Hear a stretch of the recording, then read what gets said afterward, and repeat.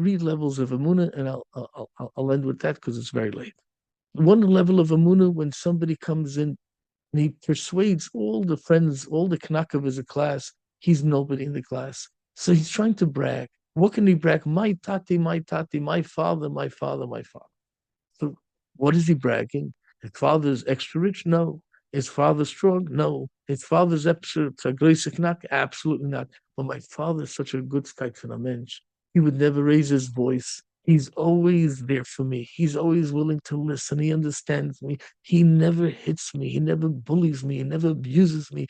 Good from a father, mama. And he says, the bully in the class says, the popular guy says, I don't know, it sounds too good to be true. I don't know. I want to see for myself. He said, but he was so sure he had no issue because the taka was true.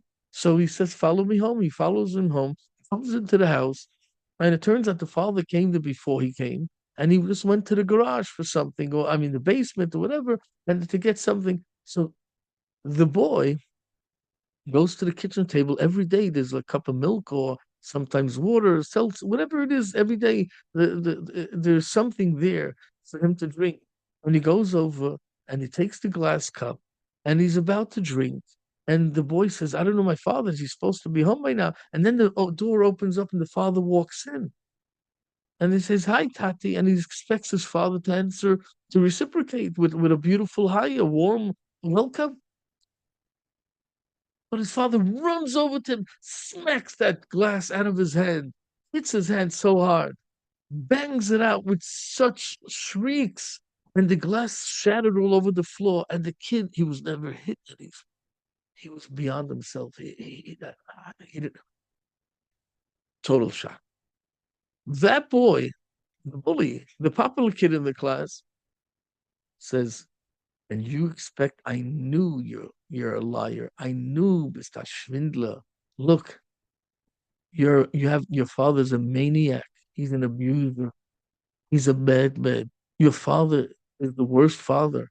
And I'm gonna tell it, I'll make sure the whole yeshiva knows about it. You, you don't fool me. I knew it, but now you're gonna get it from me because you schlepped me over here and you try to fool me. The guy leaves to you to back to yeshiva, wherever you went, and the boy is standing there and he doesn't know what to do. So here's the three options.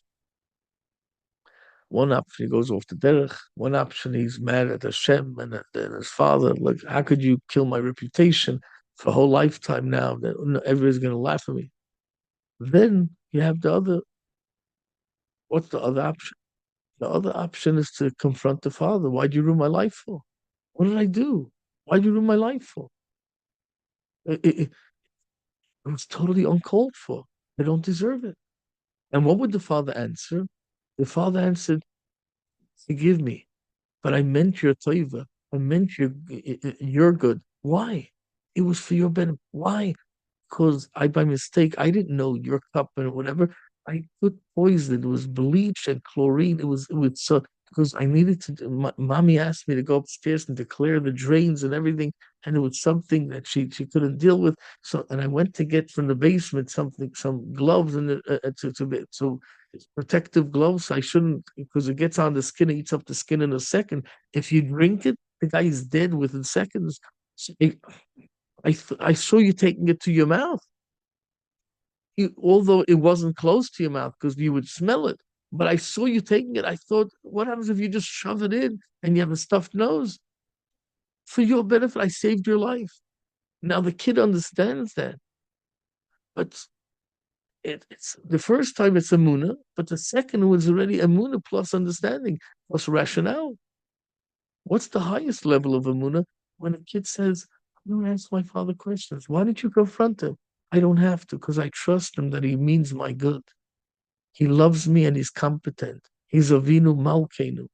And with that ahava, you thank Hashem for your personal gains this year. So your personal organs, all the senses work, and you have family, and you have friends, and you have parnasa, and you have a roof over your head, and you have a community that you belong to. You have pride of being a Jew, good, positive pride. Hashem chose you from billions of people, thousands of people want to become Jewish, even amongst all this hatred. And Hashem chose you. You're here already. You're so close. He's sitting by the wheel right next to you, taking you by the hand and giving you everything. You thank Hashem, and then you say, Hashem, lemancha, lemancha, oy lemancha. What are you going to gain from another matzeva? Lemancha, for your sake. Let me use me this year, and let me be beneficial.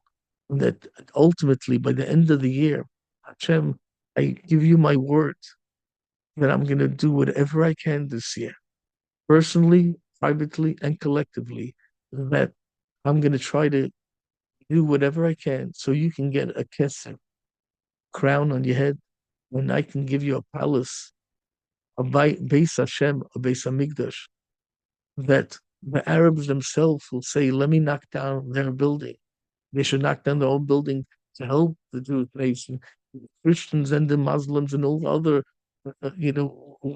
worldly place, religions and non-religions, they should come together and come to the Jew and say, let me help you build a base Hashem, a crown for Hashem, v'yitin l'cha kes melucha, agmach simitov, a good gebencht Jahr, shana tova u'mesuka. Thank you very much.